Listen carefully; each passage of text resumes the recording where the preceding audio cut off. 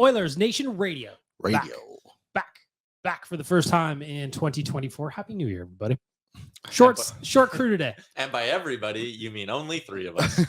Dan's still in Halifax. Rick is a working man. So it's just Bagnuk, Tyler, and Liam today. I didn't know Dan was from Halifax. Did you know Dan's from Halifax? I did not Used know to be he a was from bouncer in Halifax. In Halifax. Yeah. I bet he watched Nathan McKinnon play in Halifax. Yeah, he'll tell you about it. Nathan McKinnon, Jonathan Drouin. And again. Very, very strict rules about what's a donaire for Dan. Really? Halifax. Really, he takes it. Actually, I know we were being tongue in cheek. I didn't know that about Dan. Yeah. What? Whatever the Halifax donaire rules are, he abides by.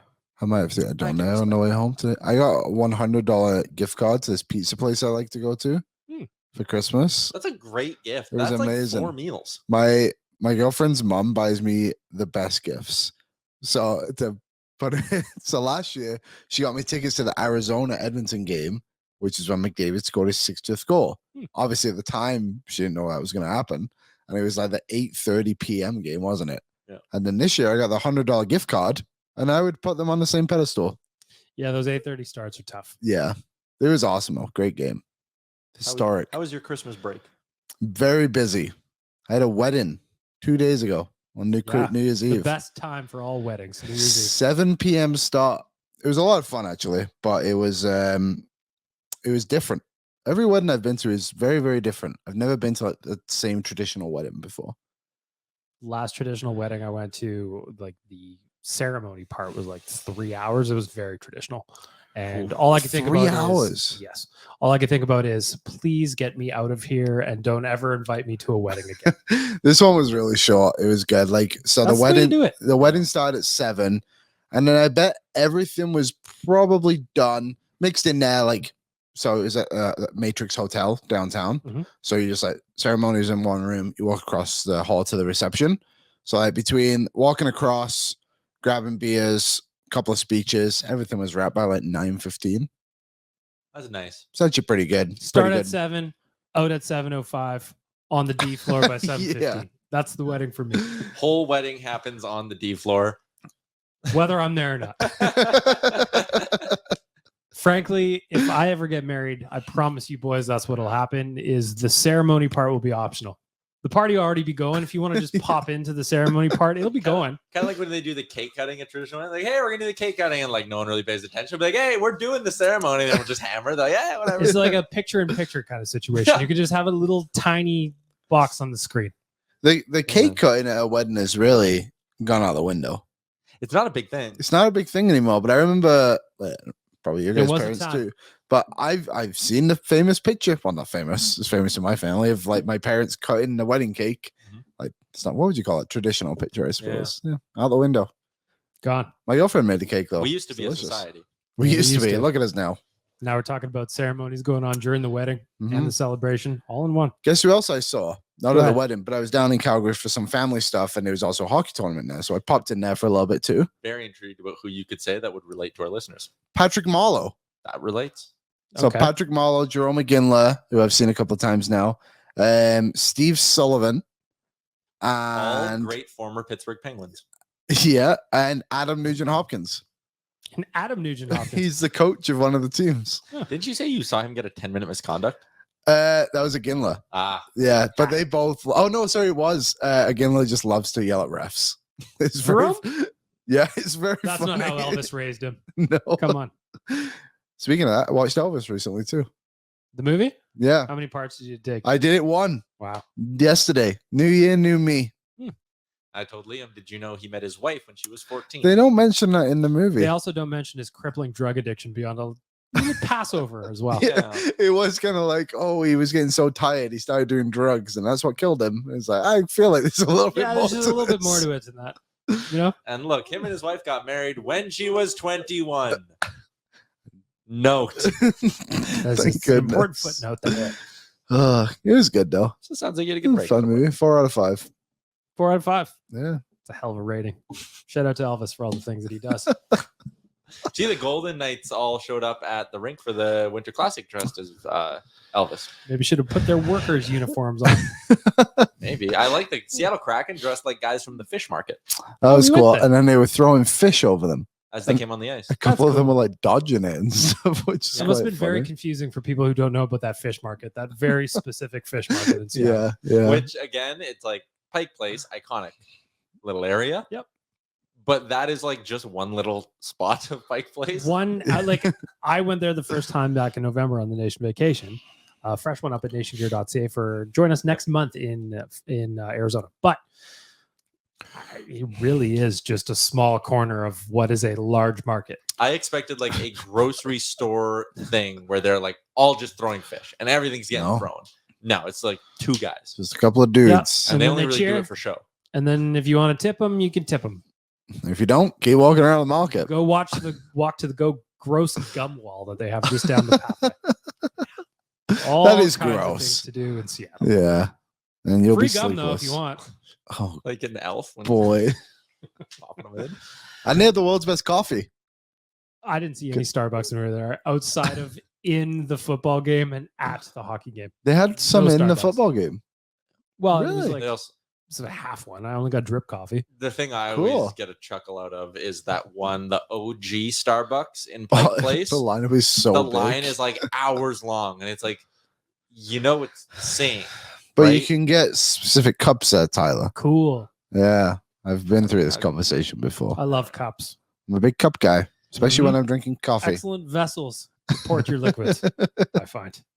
So Rick and Dan aren't here, and we're basically just mailing her in. Well, Yeah. it's time to get to the delicious debate for our friends at Wendy's. I hope you were paying attention. Yesterday was a new week, start of a new week. DailyFaceOffSurvivor.com. DailyFaceOffSurvivor.com. That's where you go to register.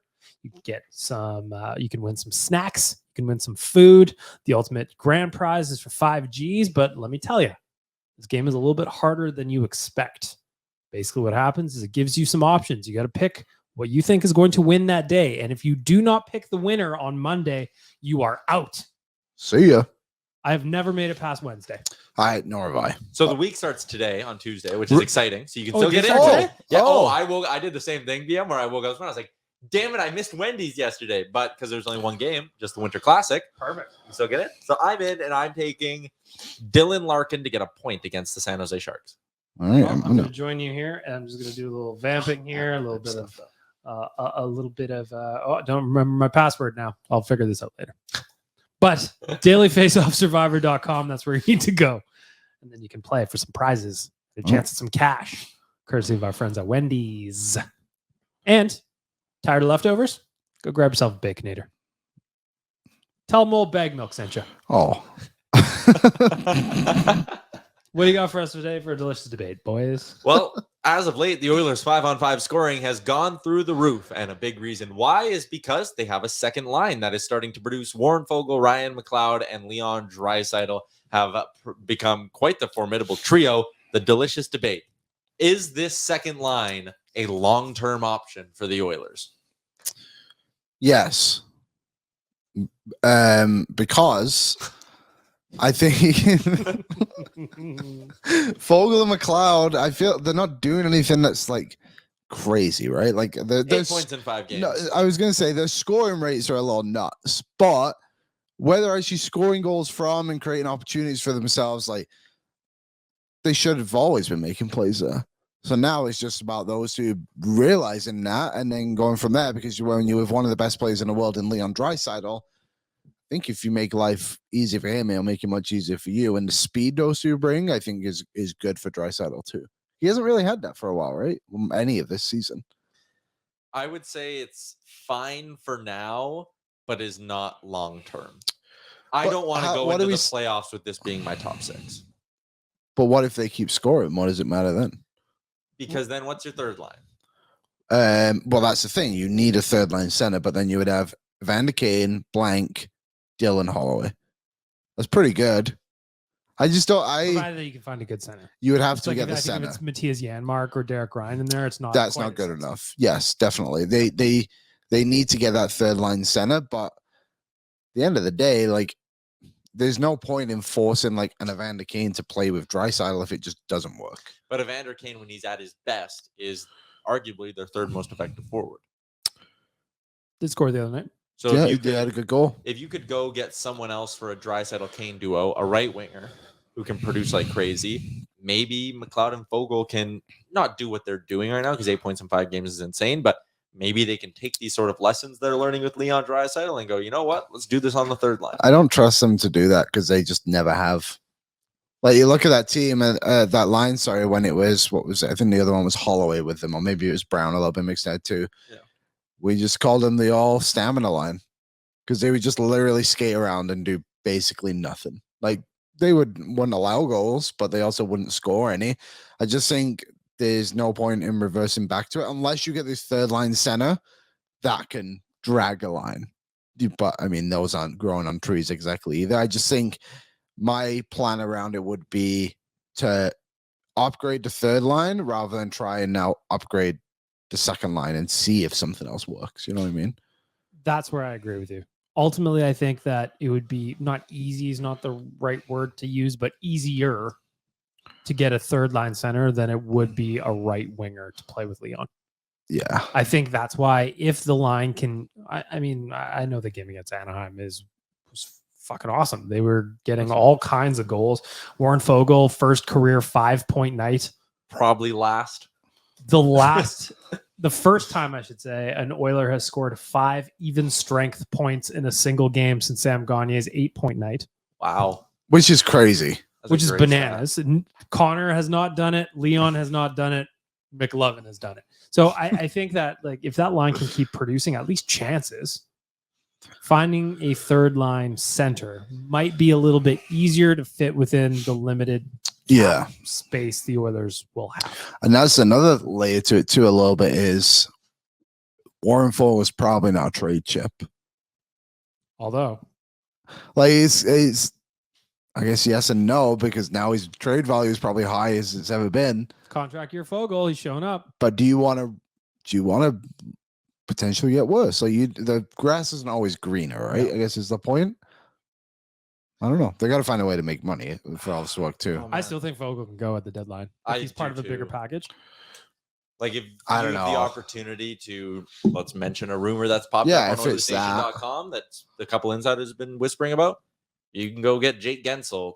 Warren Foegele is in that deal. Yes. And simply because of the cap hit to make the money work. But when you look at ways the Oilers can create cap space ahead of the deadline, Ceci, Kulak, Foegele. I don't want to trade Brett Kulak. You can only trade Cody Ceci if it's in a deal for another right winger. So if you're going to go, that pairing's playing well right now. Yeah, you're right. Nurse and Ceci have been really, really good. If you're going to go find an upgrade to either the third line or second line right wing, Warren Foegele is the only piece you have that you can move for salary. Because I don't think he's coming back. No, unless it's dirt cheap. But even then, like, you need Dylan Holloway to be in Warren Foegele's spot next year. Yeah. For $1 million. Yeah. Well, or Rafflebois. I think moving out Foegele would be a lot easier if Holloway comes back and plays really well, or if Connor Brown finds his feet, which just seems like not an option at the moment, unfortunately. We'll see. I don't know if I would move him at the moment, but I agree with what you guys are saying. Yeah, I mean, even Connor Brown, like, it almost sucks that it sucks he's not a $4 million cap hit this year, because then it'd be the easiest thing in the world to be like, we're trading him and we'll get that money and we'll replace him somewhere else. The fact he's $750 this year cements Connor Brown in this lineup or on the roster. One of my favorite things, Liam, was on After Dark after the game against Anaheim. I don't remember how it came up in the chat, but it was something about Connor Brown. And I watched Tyler do 5-6 minutes on why Connor Brown hasn't been that bad. It was very entertaining. To be positive to end the year. It did. We said we were not making fun of him for the rest of the year, which at that point, rest of the year, which had about 2.5 hours left. So Tyler did a good job. He has put up a lot of individual shot attempts at 5-on-5. Awesome. I could do that in the NHL too. Hey, I could shoot the puck towards the net and it would be a shot attempt. Gotta love the Korskis. That's all it is. Mm-hmm. He's been unfortunate. There's jokes aside, like he's hit the post like 3 times, but there's no. I was thinking about that today. Is like the conversations we've had in the past, like up until now, it feels like a good hard reset. Jack Campbell was not mentioned on our show today. Nope, not once. Connor Brown was. It's the first time I've said his name today. So I'm glad I'm kicking this off again. Like, man, I'm just thinking out loud how amazing it would be for this team down the stretch if he could just catch fire in some way. There's still hope. Sure there is. Because it doesn't matter what he's done now. No. It matters what you're going to do. If he gets like You got 6 48 goals during the games, baby. season, like he's got to do something. He's got to get into double digits. I honestly don't care. Like you go like just score, just score 1, just get 1, and then we'll see what happens the rest of the way. Like I was at a New Year's Eve party that night, and someone was like, if he had an 8-goal game, if he had one of the best games in NHL history, his pace would still stink. I was like, yeah, that's kind of depressing. Cool. I was looking at Nothing an 8-goal game cancel. upcoming UFAs Ooh, for potential Connor Brown on third the line list? centers. It's just centers. Connor Brown is on the list. Okay, I'll say the name. You say yes or no. Okay. I'll try and only do ones that would be trade options. Okay. So I'll start off with not Elias Pettersson. Elias Lindholm. Yeah, I'd love it, but it's not happening. Yeah, Unlikely. that would not happen. Sean Monahan, Yes. Yeah, do it. 21 points in 36 games. I love the story about how that would break so many Flames fans' hearts too. 1.9. So they keep half. You're getting them for $9.25. Yeah, 1.985, whatever. Yep. Jason Dickinson, an interesting name, is kind of bit of a career. 12 goals this season on Chicago in 36 games. Cap it. 2.65 Get it retained, and it's twice. almost manageable for retained once. You can almost make it work. Here's the You're fun one, close. though. Okay. Career high in goals for Jason Dickinson. He's on the watch list. Monahan was an auto, yes. Dickinson watch list. Thomas Novak. Tommy He is Novak. $800K on Nashville, 17 points, 6 goals in 26 games this season for the Preds. And I just don't know what direction that organization's really going in, to be honest. Had 17 goals last year. He's good, only 27. Feel like he's someone they might want to 70 goals in re-sign. 51 games last year, too, BM. Mhm. He was almost a point a game guy last year, and he's like not that insanely off it this year. Yeah, I think it'd be a decent option, to be honest. If he was right-handed, it would be a lock. Yeah, there is literally. Would they trade him though? Yeah, I don't know if they would. The only other option, from what I'm seeing here, Sam Carrick. The center's depth is Bob really is bad. apparently mentioning him now. Really? Sam Carrick. Well, I was talking to Bob and he was telling me that too. Yeah. So Bob's mentioned him or was mentioning him ahead of the Anaheim game because he's $750K, right? Yeah, pretty much. So if you could tell Anaheim, hey, keep half for the rest of this $850. year, and you're getting him for $425K for the rest of the year, similar to Bukestad last year, he's like a net positive in terms of your cap space. Oh, interesting. Because then when you send down whoever you send down to make room for him, Right. you free up a little bit of money. So that would be interesting, a guy like Carrick. But again, if we're going from the perspective of you want to keep the second line and you're going to build a third line that can consistently like drive offense and outproduce the other team. Yeah. I don't think you can put Sam Carrick on a line with Evander Kane. I don't either. It's actually nobody really available. Even for the year after, like seeing if maybe there's someone on a bit of a longer term deal, but they're all Oilers can afford any of them. The other thing too is that right now there aren't exactly a lot of sellers outside of like the obvious couple of lotto teams. When does that usually happen?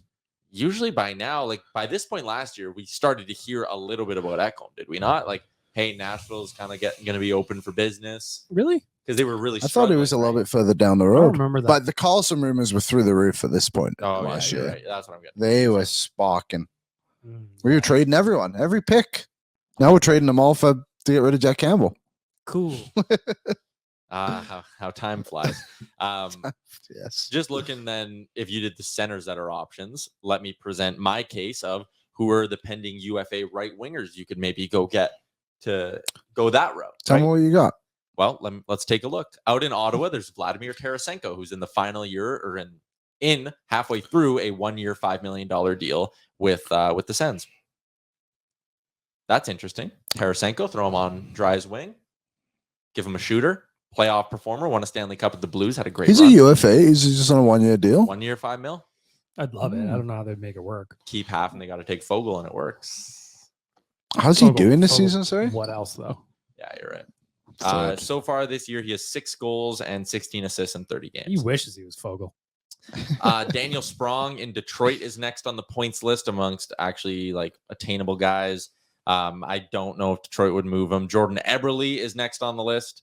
I'm just sorting pending UFAs by points, teams that could be sellers. So Eberle's in there as well. Sam Lafferty, Vancouver's not going anywhere. Trade Vinny for him. Cole Smith in Nashville. Don't really care for him. Yikes. Actually, Liam. It's a weird market. The deadline market might stink this year, guys. That's all. Perfect. Victor Olofsson in Buffalo. Oscar Sundqvist? No. Sundqvist wouldn't be a bad depth guy, but he's not an upgrade on what they're looking for. Yeah. Yeah, it's actually kind of ugly in terms of who's available out there on the trade market. Like Tarasenko and Monahan might be the only two forwards you really want to touch. So not great. Go get Liney. Well, that's why, if you're going to spend 2 second-round picks to get a couple of middling rentals, maybe there's something to be said about the Oilers going out and, all right, first, Borgo, something else. Let's take a bigger swing here. We've talked a lot on Owen every day about the idea of Boone Jenner and how much I would love that. I just went and looked a couple of years ahead too to see if there was like an Ekholm-esque deal. Yeah. The only ones that would be affordable would be a Boone Jenner or a Colton Sissons. But Sissons is 32 and is what he is. Boone Jenner has some upside. So that was our delicious debate. Hit us up. Owen Radio Podcast, Twitter, and Instagram. Is the second line going to stay together? They got to get split up. Creates a hole in the third line. Ryan McLeod, you're a winger now. He is, right? Yes. Should have always been. We've all seen enough of him as a centerman. Yeah. Ooh, Sweden, Switzerland going to overtime. What happened in the Canada game? They won, I assume, yeah? That was disastrous. Yeah. Oh, you just had that sinking feeling. I know we're going to derail our usual programming here for a second. You had that sinking feeling that something just lucky's going to happen here. Like when the game is that close late and you've been the better team for so long, you never get the bounce. It's always the other team that gets the bounce. So I feel for him, but the World Juniors didn't have a great vibe this year. It's tough when they're in Europe. Yeah. Yeah, the start times were tough. Yeah, like if you're out on the East Coast, it's not too bad. You get up. Well, it would have been an 8:30 start today, but 6:30. Liam wrote the preview for Canada Czechia, filed it last night with me, and I'm like, okay, I'll just slot it in tomorrow morning at some point. And then I look at the start time, I go, nope, it's got to go up tonight, or else no one will have a chance to read this. Yeah, it will be dead by the time anybody wakes up. Yeah, yeah. Apparently, Matthew Savoy broke his foot. Ooh, and played. It's tough. You know what else is tough? I need to read this next part verbatim. My favorite part of the show. For a limited time, our listeners can get 25% off and zero delivery fees on their first order of $15 or more when you download the DoorDash app and enter the promo code NATION25. That is 25% off up to a $10 value and zero delivery fees on your first order when you download the DoorDash app in the App Store and enter the code NATION25. Don't forget, that is promo code NATION25 for 25% off your first order with DoorDash. Offer valid in Canada, subject to change. Terms do apply. Make it a DoorDash night. There's a game coming up. You've cooked enough for a little while. Holiday season behind you. Why not order a doner or a burger or a pizza? A good New Year's resolution is to try more local restaurants. That's a great one. Like Wendy's. Every restaurant's local, technically. It's true. You can use your DoorDash app. You can download it. Get 25% off your order. Nation25. Order some Wendy's. Where Tyler's pointing. Oh, if you're watching, I wouldn't know you would do it. I was pointing at the promo code. It took me a minute too. I thought he was. Yep. Never mind. I thought you were saying pause. We have got to do 4 DoorDash, fellas. Couple of big wins since the last episode we recorded. Liam, I'm going to start with you for our friends at DoorDash. Who delivered for you? Well, I give you two guys the layup. But I will say Stuart Skinner in the first period of that Kings game. Yeah, I know the Kings were up 2-0, but some of the saves he was making were nuts. Yeah, and I think he's being a bit underappreciated for how well he's done this last little stretch. 920 save percentage in his last 12 games, 10 wins. He's been good. And I know there's still conversation that the others need a goalie, but it's not to replace Skinner. It's to help Skinner. Yep. I think it's a good way to put it. I'll go next because I want to take an easy one. I take Leon Draisaitl off the board. Oh, 3 goals in his last 3 games, and that goal he scored from that spot against Anaheim. BM, you and I talked about this on After Dark. That's an I'm back kind of goal. Do you remember he scored his 50th goal a few seasons ago against Anaheim and was on his knees from like similar From spot. that dead same spot. Yeah. My favorite part about that goal was when they went to show the replay. He wasn't even in frame. He was so far in the corner that they had to do an alternate angle to show him in frame. Great pass by Darnell Nurse on that goal as well. And Leon Draisaitl hammered a puck home from his office. That's a good sign he's back and about to get going on a heater. So shout out to big number 29. I'm going to leave the layups alone for another round, a spirited round of who delivered for our friends at DoorDash. I'm going to say Darnell Nurse has been delivering for me, and I'm going to ignore the contract because I'm allowed to do so. Yep. It is what it is. But if you look at what he's doing on the ice, he's playing some really good hockey right now. And the 2 assists that he picked up against Anaheim, it's Anaheim. I know that. But they were primary assists. They were very nice passes, and they set up 2 goals at pivotal points of the game. I think Darnell Nurse is playing some really, really good hockey right now. I want to give him some love. So for DoorDash, Darnell Nurse is delivering for me. He's averaging like 23 minutes a game over this 5-game winning streak. So far this season, Darnell Nurse, he's only been below 20 minutes in a game 3 times. And in all 3 of those games is 1925, 1926, 1938. So his lowest time on ice this year is 1925. Who was that against? The Rangers on October 26th. In that game, if I remember correctly, there was not a lot of... they lost 3-0. But there wasn't a lot of special teams. So he wouldn't have been able to have the extra couple minutes from like PKs or something like that. He was most of it's like 5-on-5. Yep. So, I mean, he's been a minute muncher, as he has been for the last 2 years. But I do like that there's a bit of a movement, BM, just amongst the fan base to start giving this guy some love because he deserves it. Yep. The kid can play. Real recognize real. He was the 7th overall pick for a reason. Who was the 8th that year? Sean Monahan. Oh, wasn't he the 6th? Or no, he was 6th. Yeah. Was it Rasmus Ristolainen? I think it was, yeah. Might have been Rasmus Ristolainen. As much as you might hate the Darnell Nurse contract, remember, we could have very easily had Rasmus Ristolainen. I think it might have been. It was. That 2013 draft is pretty good. Man, I pulled that out of my ass. That was really so good. McKinnon went first. Barkov, you remember Seth Jones was supposed to go second. So it was McKinnon, Barkov, Drouin, Jones, Elias Lindholm, Monahan, Nurse, Ristolainen, Bo Horvat, and Nichushkin. Who was the next D-man after Ristolainen? Samuel Morin, who played 29 games in the NHL. Then Josh Morrissey went 13th. Ryan Pulak, 15th. Mirko Mueller to San Jose at 18. Most people even San Jose did. He only played 185 games. And Shea Theodore, 26th overall. There's some decent players in the first round. Yeah. Really good draft. Every single player played in the league in that first round. Who else delivered for you, boys?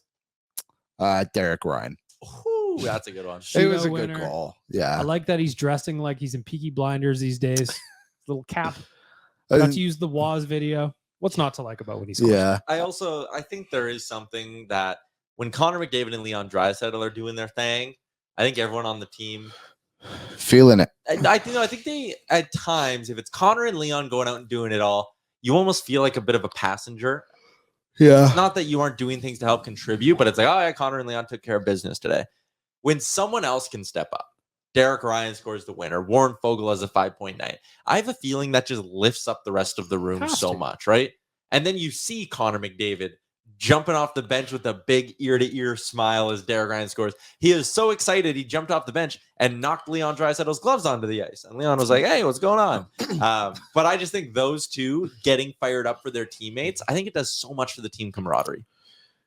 Yeah, it probably does. I think what's beneficial for it too is the guys who are scoring the goals, I guess you could say as well. Yeah. It's not like it's like Hyman, Nugent, Kane who are chipping in. It's not like McLeod, it's a buzz in, Foegele is, and then Derek Ryan's the one who scores the game winner. It's just like happy for those guys because they don't have that success often. Pickard delivered against Anaheim. 933, nothing wrong with that. Like, what more do you want from that? I know there's all this Rodrigue talk, and we did it last week on the pod, but 6 games, 904 save percentage. You can give me that the rest of your life, and I'll be happy. Mm-hmm. That'll help. That's my argument for the Rodrigue thing too. Just quickly is, I think Rodrigue does deserve an opportunity at some point. The organization needs to know what he is. Also, Pickard's been done well. But the other argument too is like the ceiling's obviously going to be higher with Rodrigue. Yeah, just to wrap it up, I guess mine is, to me, Rodrigue gets more value playing every night with the Condors than sitting there playing once every 7, 8, 9, 10 days behind Stu. Give him a taste. Everybody loves one. But I think ultimately it's better for his development to just be the guy down in Bakersfield for a minute. I agree. I want to go back here. I pulled a stat while we were chatting about the second line, just to go back real quick. This is from our boy NHL Sid. In less than 50 minutes together, the McLeod, Draisaitl, Foegele line has already outscored opponents 10-2. Oh. Obviously, the 83 goals for percentage is not sustainable, but the way 93, 97, and 18 have played over the past month, it would be absolutely huge if the Oilers could keep this second line together. Well, that's exactly it. There were more than a couple of nights against New Jersey, I remember it, to an extent against the Rangers, at least through 40 minutes, where you're sitting there watching the Oilers, and it is the top line humming, and it looks like a power play every time they're out there, and the rest of the forward group just can't get anything going offensively. So you rattled off those numbers now by the second line. That top line on the season, 183 5-on-5 minutes, outscoring the other team 18-7, and out shooting them 133-64, like a 2-to-1 ratio on the shots. If you now have the second line putting up those numbers that you said, BM, and we're seeing it, this Oilers team is just so much harder to stop. Against LA, the Kings go out, they do their trap thing, play a very boring style of hockey, and Connor McDavid is just too much. Banks went in off his head, makes an elite pass to Draisaitl, who has an elite finish. All the other games have just been the second line humming along and everyone chipping in. And even though Connor McDavid had 1 point against San Jose, 1 point against Anaheim, the Oilers still finished with 12 goals in those 2 games, all of them at 5-on-5. So we're seeing the value of what a high-end, high-production second line is doing. That goal that McDavid scored on Talbot makes me laugh because at the time, that was the second time he tried that in a matter of minutes. And the second time, he's just like, oh, you left me there open again, Cam. Boom, off the head and in. And like, if you're Talbot, I mean, you should know Connor McDavid. Although Connor didn't really start doing that until like the last couple of seasons. But still, oh my God. It's interesting how really elite players are just finding different ways to score goals. Yeah. Like the Michigan is now something that the reason it's called the Michigan is it was so random and unique back then that it was just like, whoa. And now it just happens all the time, it seems like. It's funny that. And then Connor Banks won in off people's ear more often than you think he probably could. I was going to say, it's funny that people complain about the Michigan and how like it's not a hockey move and all that kind of stuff, but like it's way shooting the puck directly at somebody's head significantly more dangerous than the Michigan. Yeah. He did that. Remember McDavid did that against Arizona last against season. Ingram. Yeah. Like you give him an inch, he takes a mile. Like if Cam Talbot hugs his post and keeps himself fully upright, 1, Connor McDavid also loves going 5-hole from that angle. Yeah, he does. Or 2, again, against LA, you want to cover him, he's just going to find whoever's on the other side of the net and you're giving up a goal there. Like it was just one of those games and one of those stretches where Connor McDavid was not going to be stopped. And then he comes in on the shootout and it's like slowly wanders in and okay, where are you going to give me an opening? Boom, right there. And it's in the back of the net. Like when McDavid's in his zone like that, 1, it's great, BM. You and I love hammering home. Like, remember these games, appreciate and enjoy these games from McDavid because we are in year 9 of his career. No way. Year 8? I don't know. If it's probably one. close. High. That's so crazy, isn't it? Mm-hmm. Sorry. So I'm You're just on saying, like, quite the monologue. I know I went on quite a little rant. I apologize. Nuge also had a nice shootout goal that game, I should have. Vintage or not vintage Nuge. Talbot kind of thought he was going to do the vintage Nuge thing, then he actually made a move. He almost did like a Connor-esque move. Yeah. Anyway, the next person I wanted to talk about before we bring Waz in for can you clear that up for me is Ryan McLeod earlier in the season looked like he would never score again. Skated all the way to Monday. In his last 5 games, he has 5 goals. The only game he did not score in was against the LA Kings. Did have 2 against the Devils earlier. Got the McLeod versus McLeod battle went to Ryan. Yeah. He's just playing some really good hockey right now. And putting him on Leon's wing, got to shout out Nobby for that move because it just seems to have freed him up a little bit. Doesn't have as much defensive responsibilities. He's scoring. Obviously, the confidence is there. Ryan McLeod playing some really nice hockey. And because of this heater, my prediction of 18 to 20 goals is kind of back on track. What's he at now? 7? He is at 7. Yes. 7. Yeah, And they have 49 more games to go, right? 48. 48. Yeah. I mean, I'm not going to sit here and pretend I haven't been extremely critical of Ryan McLeod this season. I kept calling him Faz Zamboni. He just he needed this so bad. I just think the center thing wasn't working for him, and it was becoming so evident. But the problem is what they've ran into, and I think we discussed this after that Devils game too, when they switched the lines going into the Rangers game, is who's going to be your third line center now? But McLeod is doing really well, and I think, like I said, the thing that's keeping it sustainable for me is he's not doing anything pretty.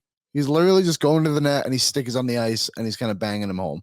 The one against, maybe it was the Anaheim game where he kind of comes in and he shoots and catches it across the goalie there. Like, that's a good goal for sure. But he wouldn't have that confidence if he didn't initially just go to the net and get a few himself. So he's been great. And I think they need to kind of keep it going with him because his contract is good for what he's doing production-wise in this last little bit. Yeah, I mean, this is what you want when you sign a guy like that to that kind of a deal, right? Is he's supposed to keep growing throughout the course of the contract. He's only 24. He just turned 24 back in September, and he's one of those guys that's been on the team now for a few years. I feel like, and I'm maybe guilty of this too, I maybe run out of patience a little bit quicker with him than you would if he was Raph Lavoie, who's, only a year younger and jumping up to the team right now. But for me, it's frustrating. I still want to see him shoot more. Yeah, what's his shots at right now? Well, he scored 5 goals on 6 shots in his last 5 games. Dude, pretty good, right? Good things happen when you rip the puck. He had the one against New Jersey that was just corrals it and fires a wrist shot on net, and he picked a corner. And it's like, I wish he would have more confidence to keep shooting the puck. The fact that, again, we're at this point in the season, and there's goal against San Jose was kind of, he looped around the outside, just ripped it far post and went in. Mm-hmm. Yeah, do that more. He only has 3 games this year where he's had more than 2 shots on goal. Fire the puck, dude. That's my thing. And before this stretch, he scored in them. Yeah. Where he shot more than once, he scored goals. Crazy little thing. Right now, he's shooting at 15.9%. He's something. Shoot the puck, man. I did the math on the pregame show, or one of the pregame shows over the weekend, but he goes out and has the 4th or 3rd highest shooting percentage on the team, but is 12th on the team in shots on goal. Only 44 shots on net. Yeah. So far through 34 games. It's wild. Not nearly enough. Nope. No. I like him. And you know what? If you're going to play with Leon, you got to shoot more, man. Yeah. He'll get it to you. Shoot it. That's why Foegele kind of works, is he does rip the puck fairly well. He just misses the net a ton. But at least he shoots, I suppose. Multi-goal performance against Anaheim. You take it. 5 points for McLovin. Very, very, very nice. This stretch for that second line, aside from what just happened, because you probably should have won 2 of those 3 games either way if your second line was working or not on the California trip. But now you have way more games coming up, which you can continue to win. This win streak, if the Phillies are toughest game for the next 2 weeks on paper. Yeah, for those who aren't familiar with the schedule, it's Philly, then Ottawa at home, then they're on the road for Chicago, Detroit, and Montreal. And those aren't easy places to go and play. No. There's 3 pretty difficult places to go and day in the sense of the atmosphere in the arena, but the Oilers should be able to neutralize all 3 of the crowds in all 3 of those buildings because they're the Edmonton Oilers and they're better than 3 of the worst teams in the league. We will preview tonight's game against the Philadelphia Flyers after we take a quick break and then welcome Waz in for his signature segment. Can you clear that up for me? If there's one thing better than sharing memories, that's making new ones. Alberta Blue Cross Travel Insurance protects your memories and more wherever travel takes you. Visit ab.bluecross.ca/travel for more information. Come with us to Arizona. Next month, we are going down to watch the boys play in a teeny tiny little barn. And thanks to our friends at Alberta Blue Cross, we're going to be covered during that trip to Arizona. Go to nationgear.ca, get the details. We've got the full package for you, or we've got a flightless package if you're already down there, or you want to make your way down on your own. Nationgear.ca, come check out the Nation Vacation with us, presented by Alberta Blue Cross. Come with me to Waz, you're up. Can Can you clear that up for me? I hope you can. Waz, I haven't seen you since last year. You guys did this 4 times in our Tuesday morning. That was mostly me. I always like to bring the dad jokes at the end of the year. So But can you clear this up for me? I've got a few, and one just kind of sprung to mind. Tyler, you got the schedule here. We've been saying a lot in January here. We've got an easy schedule for the Oilers, but some will say there's no such thing as an easy schedule. There's no such thing as easy opponents in the NHL. Can you clear that up for me? Why is it such an easy schedule, you would say, for the Oilers? Because they play 3 good teams. Yeah, like I think on paper there are no gimme nights in the NHL, so I do understand where people are coming from with that. But when you look at a schedule that features Ottawa down in the dumps, Chicago, twice Chicago, absolute dumpster fire of a team right now, and a team the Oilers have beaten. Detroit, very inconsistent. Montreal, not actually that good, being propped up by loser points. Toronto's one of the good teams, and they've only won 50% of their games so far this season. Calgary, who knows what Calgary is? Seattle can't score, even though they're winning games as of late. Nashville can't score, even though they managed to win games. Columbus is an absolute dumpster fire, and it's like, okay, every single one of these games, from a betting perspective, the Oilers will be favorites in all of them. So if you sit there and go, you can win all of them, even if you have a couple of poor nights or a night where you get goalied, you're going to sit here in an 11-game stretch and probably go 9-2. To me, it's a winnable stretch provided they play the way that they have.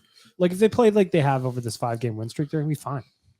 But I also know that the Oilers, I've been a fan of this team long enough to know that they lose against bad teams, and it happens more often than I'd like. Earlier in the season, back in October, that's probably game 4 of the season, they got stomped by Philly. Yeah, it was game 4. Just outworked and ran out of Outworked in every facet of the game, ended up losing 4-1, which you go, oh, the score wasn't as bad as it probably could have been, but that game was a disaster.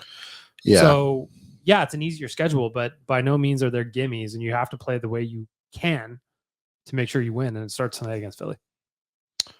I don't have much else to add. I think you guys nailed it perfectly. The next question up here is, I'm not too sure if you've talked about this, Evander Kane. We see a bit of a regression from him. I mean, he's 32, but lots on Twitter, especially, saying how he's not living up to his contract and that, hitting doesn't equal the value of his deal. Like, I mean, 24 points in 33 games sounds decent to me. Is it just people trying to find something to moan about while we're winning?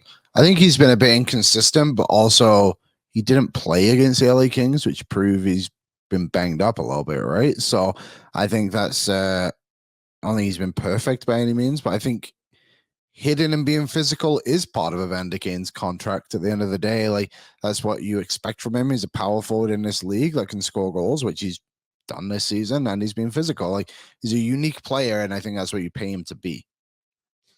I think it's funny where some of the people that are complaining about Evander Kane are the ones that, like, you only look at the spreadsheets and you don't take into account any of the other things that he does on the ice. Mm-hmm. Liam's right. Very inconsistent. But when he's healthy, number one, he didn't play against LA because he had a groin issue of some kind. When he's healthy and rolling, he's very effective. He still has 14 goals in 33 games. Like, that is on pace for, 35? Yeah. If Evander Kane goes out and scores 35 goals this year and anybody's complaining about him relative to his contract, you're just not paying attention. And he doesn't play on the power play. He plays on power play 2, which gets 20 seconds of power play. Seconds tops. That's a great point. So yeah, like he's what really good. Would you like him to do exactly? If Evander Kane was a consistent, you can count on him to give you his best for 82 games, he would not be a $5 million player. No. I would just like to make the argument that there is players who are way, more inconsistent. There's a guy on our team who doesn't have a goal. There was people I was seeing on Twitter before. So Raphael Lavoie got called up as an emergency recall against LA. And before we knew who it was, I was seeing some of the analytics-y folks on socials being like, I'd pull out Kane any day for Lavoie. I'm like, what? Really? How? You would? Because one of them has 24 points this year. One of them doesn't have a single NHL point ever. One of them is one. I don't remember. Evander Kane is scoring at the same pace as Lavoie, I think, this year, or close to it. And one of them's in the NHL, one of them's in the AHL. So I don't get it at all. I understand being frustrated with him when he's inconsistent, for sure. And he's a frustrating player, too, because you know it's in him. Yeah. And he moves so far down in terms of his impact when he's not rolling. But when he's good, he's good. Were people really saying that about Lavoie and Kane? That's absolutely insane. Even like Connor Brown, for example. I would take Connor Brown out of the lineup for Raphael Lavoie. in an absolute heartbeat.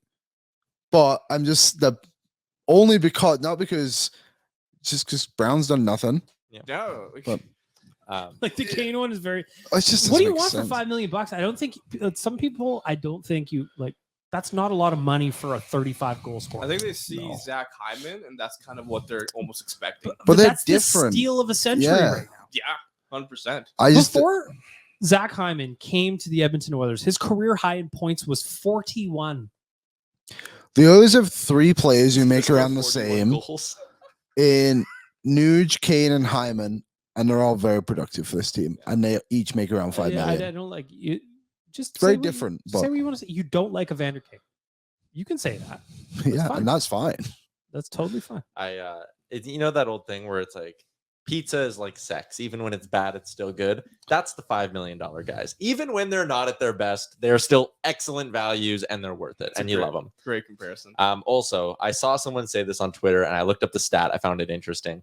The idea, because people keep bringing up hits as a stat for Kane, right? Like leads, or is this high in the league in hits? And it's a very much home base, home arena driven stat. His hits per 60 at home is over 16. It falls to 8.6 on the road. So I think Evander Kane, maybe he bought a nice Christmas gift or nice beginning of the season gift for one of the stat counters in Edmonton. You know what? Like, but also who cares? When you have players that don't hit, then we complain that nobody hits. So like, it is. What it is. And it's like then people complain, oh, there's no toughness, this and that, no grit. But Yeah. I like Evander Kane. I appreciate his game. I like Evander Kane, what he does. I understand that he's not Connor McDavid. He doesn't by no hit means. a point every single night. Next one up here is we've been giving Darnell Nurse a lot of praise for his excellent hockey. Can you clear this up for me? What has stood out about his game than previously before, you would say? I think he's just steady in the defensive zone. Like he's getting some points right now. Like he's had a couple of multi-point games over the last week or so, I want to say. But he just looks so much steadier defensively. He's moving the puck effectively. He's using his feet well. He's not doing panic plays as much as he was probably earlier in the season. And he's picking his spots. I think that Darnell Nurse is playing some really, really strong hockey. I think he's probably playing some of his best hockey. I'm just pumped the way he's doing because the others need him to perform, and he is.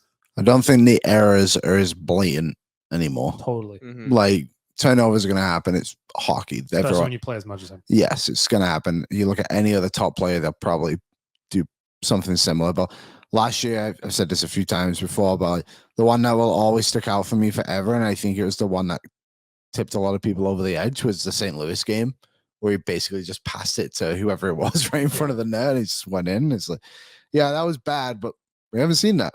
And I think that's good. He's making players around him better.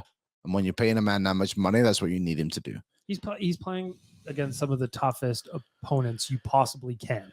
Yeah. With Cody Ceci as his partner. That's not a shot at Cody Ceci, but like on any other team, Ceci's probably not on your first pairing. Depending on how you view the Ekholm Bouchard pairing as one or two. Well, I think the way I see it is like a lot of these analytical people, they see Bouchard and Ekholm are the top pairing right now for the Oilers. They're on top of all these natural stat charts. You don't see Cody Ceci and Darnell Nurse. So Nurse has been playing awesome, and I'm hearing fine. less complaints. There's always people like, oh, he's Nurse. You can't detach his play from his contract ever. It's just he's the new Sean Horkoff. Yeah. No matter what Sean Horkoff did, everybody only saw that $5.5 million that he signed, and that's all they could see. So Daryl has been on the ice at 5-on-5 for as many goals as Evan Bouchard this season. Can I give you guys a couple more And more hilarious than hitting Ekholm. stats, which matter to no one but me? Yes. Michael Pizzetta on home ice for the Habs, 31.07 hits per 60. It falls to 20 on the road. Ryan Reeves, 21.55 hits per 60 at home. Falls to about 8 on the road. Oh. I'm sure those guys both have 14 goals, do they? Yeah, that too. Last one here is goaltending. I know this has probably been talked about, but Skinner's played recently pretty well. What does an ideal goaltending situation or tandem for him going forward? What makes the most sense for Stuart Skinner going forward? He needs to play. What was that guy? 508 games in a row? Yeah, Glenn Hall. Oh, that clip went really viral. Until he does that. Come on, Stu. So Pick it up. my big thing is going to be keeping his workload down from now to the end of the year. And that's a part of why I kind of say, like, maybe you give Rodrigue a chance at some point, because if Rodrigue can get on a heater and give you like a bunch of starts for a little run, like that would be nice. That's why it's great news that Calvin Pickard is starting to play more games. But for me, I never want to see Stuart Skinner play 3 games in a 7-game stretch. 2 games a week. Figure it out from there, and I'll be happy with his workload. Whether or not you go get a new goalie or not, I'm starting to think it might not matter. He should probably, I like that. He should probably play more games than he doesn't in a week, right? Like if you have 4 games, he should play 3. Yeah, sure. But I'm just looking here, like they don't play 4 games in a week. Yeah. I'm just an example, but I don't think you need to go out and spend a ton of assets on getting another goalie to help Skinner. You just need to get an upgrade on Pickard, right? Which could be Rodrigue, or maybe James Ryan. Oh no, did he get hurt? Maybe it's Jack Campbell. Oh, well, I'll edit that. Stu's won 10 of his last 12. Yeah, he's a good goalie. He's looking more like the guy that carried the Oilers into the playoffs next year. So I think the answer to the question is you need somebody who can kind of help him. Mm-hmm. But like if Calvin Pickard, what do you say, Tyler? 904? Yeah. Listen, we don't have to spend assets to go get a goalie when you've got one who might be able to just kind of float you along a little bit. If Rodrigue can come up, like when's the next time the Oilers have a back-to-back? It's Feb. They play Anaheim, LA again, Feb 9 and 10. So maybe you don't have to rush into a goaltending change at all. Yeah, because it feels like almost like the Oilers might have to be gambling on another goaltender, like a Blackwood or whoever is out there. Like in another sense, why gamble when you can go get someone who's a solid top 4 defenseman or like a top 6 third goalie. line center? Yeah, exactly. So like in his last 5 appearances, Pickard has had 3 of those 5 above a 929. So my only concern is, and again, I'm starting to kind of get on board with the idea of you might not need to go get another goalie this year. You might just be able to say, screw it, Pickard's our backup. We're going to win. If we're going to win a Stanley Cup, it's with Stu backstopping us, not some guy we're going to go pick up at the deadline, right? The only thing that worries me is you're an injury away from being really screwed. Yeah. But how many teams around the league are...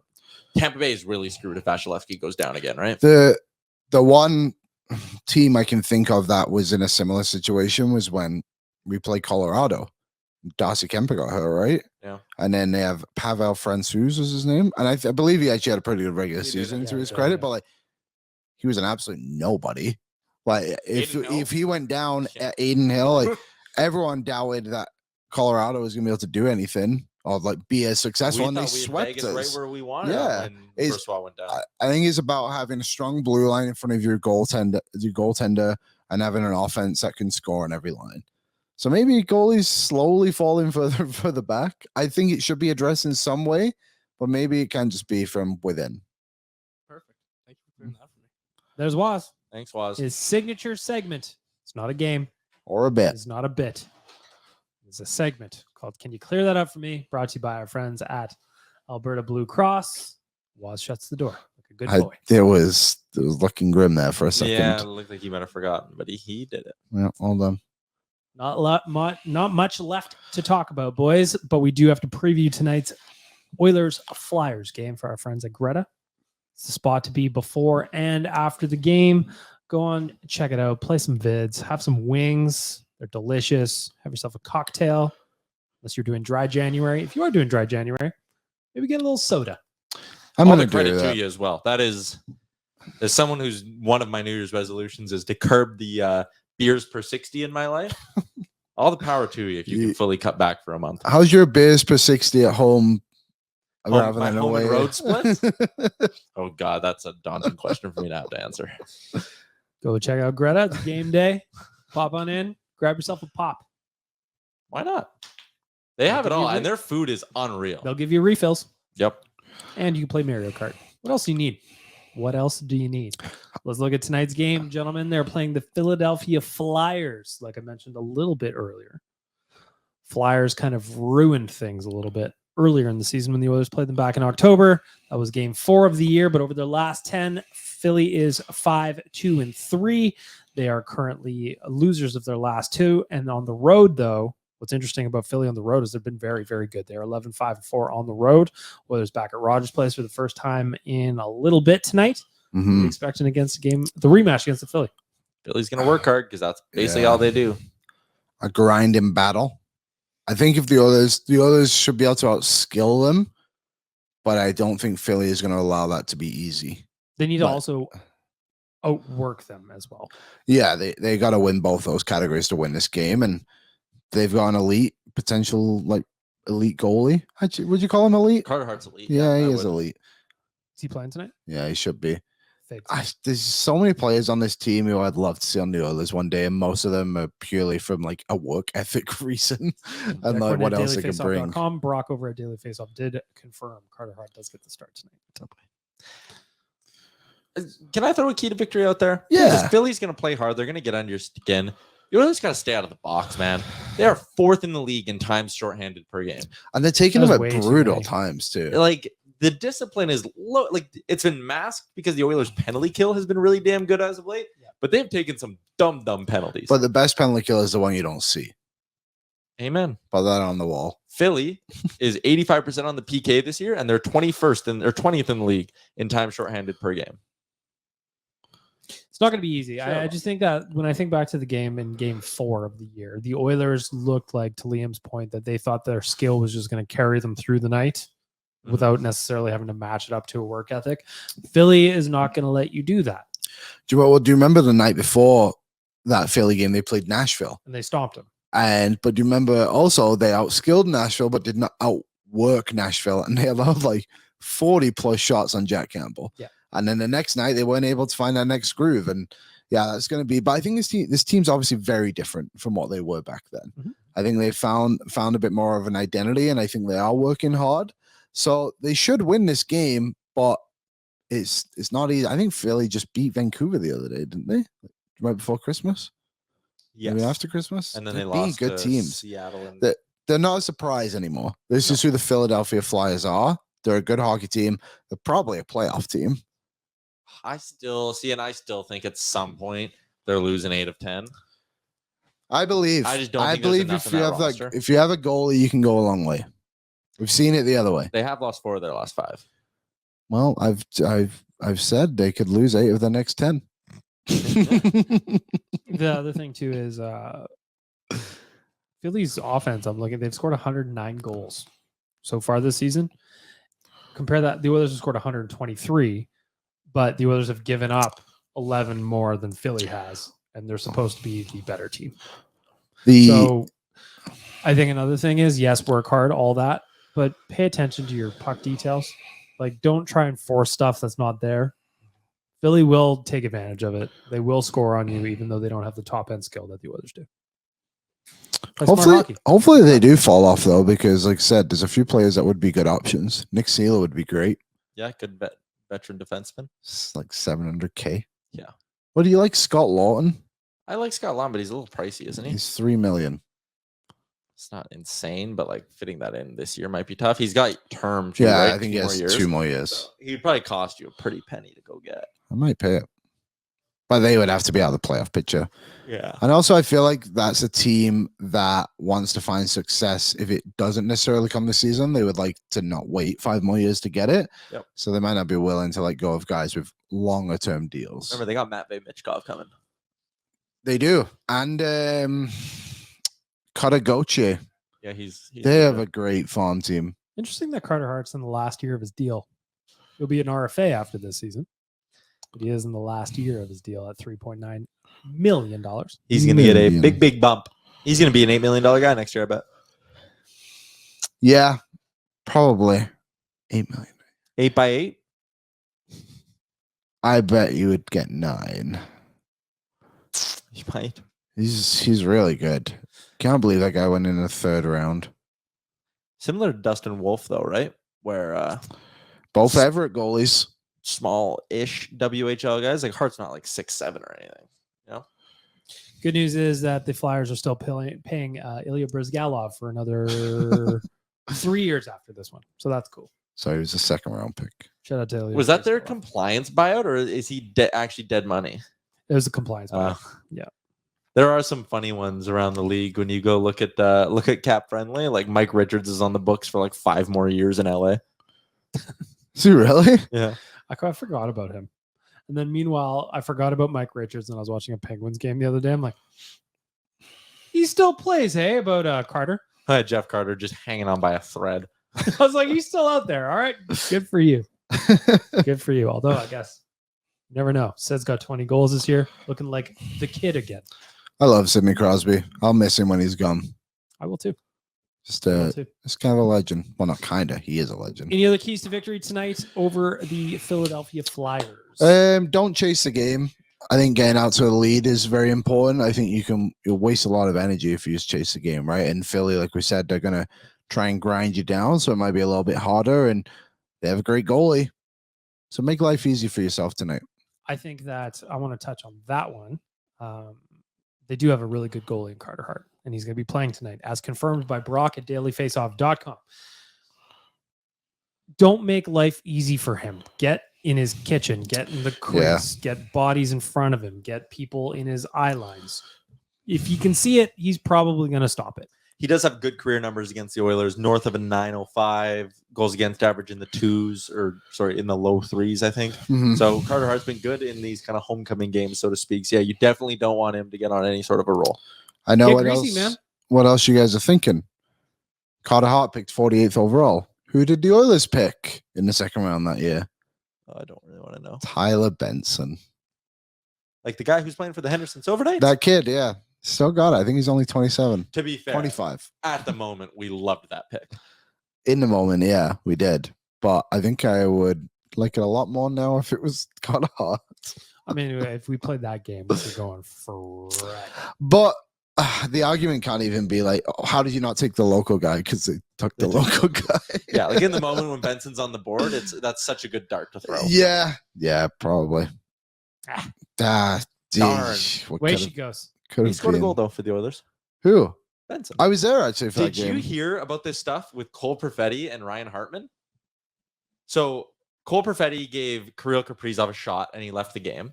Couple of minutes goes by. Ryan Hartman and Cole Perfetti are taking a face-off, and Hartman wins the drawback and then whacks Perfetti in the mouth with his stick. Ouch.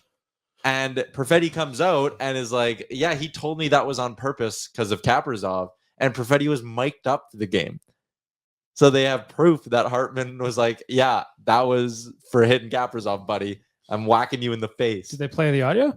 I haven't seen the audio anywhere on Twitter. Yet. But the NHL, apparently it's in the CBA that anything that comes out as a result of a player wearing a mic for a broadcast can't be used against them. Oh, come on, man. So Hartman basically was like, yeah, I tried to take your teeth out on purpose. And the league's like, Give me a feed where I get to hear that stuff. yeah. I'll pay for that. I'd love to hear some of the mic'd up stuff. Put them on a delay even. I don't care. You know, I know it gets a little crazy out there sometimes. All right, score prediction, boys. Philadelphia Flyers in town. Oilers on a 5-game win streak. Will they make it 6? Liam Orman. I will say 3-1 Oilers. I'm going to say Philly is totally out of gas. They're at the end of a bit of a long road trip here that started on December 28th. I'm going to say Philly loses. The Oilers take it to them and win this thing 5-2. I'm going to say a 4-2 win coming at you. I'm going to say the fourth goal, however, is an empty netter. Oh, power play goal? I did bet on over 1.5 power play goals at plus 153 today. Courtesy of our friends at Betway, because I'm 19 plus and can do so responsibly. Me and you hit big on Betway with the Oilers to win every period against the Ducks. Plus 750. Holy baloney. That was a real nice one. Plus 750. That was so electric watching Kulak score. Yeah, when Kulak scored. Oh, they almost got one in the third. Fist pumping was in my house was sky high. Wow. Almost punched the roof, Liam. That's how hard I was fist pumping. You have very low roofs, so. Wow. I'm very tall. Very, very tall. I leapt like a gazelle. There you have it. Tuesday episode of Oilersnation Radio. We are back. We'll be back on Friday. Maybe with a full squad. Stay tuned. Maybe not. You'll never know. Find out. Liam and I are on After Dark tonight. Go check it out. Post game on YouTube. Subscribe, and also nationgear.ca. Join us on the Nation Vacation that's coming up to Arizona. All three of us will be there. Yes, we will. You're going to want to join us. And I will be there legally because I still have my passport for a few more months. All right. Have a great week, everybody.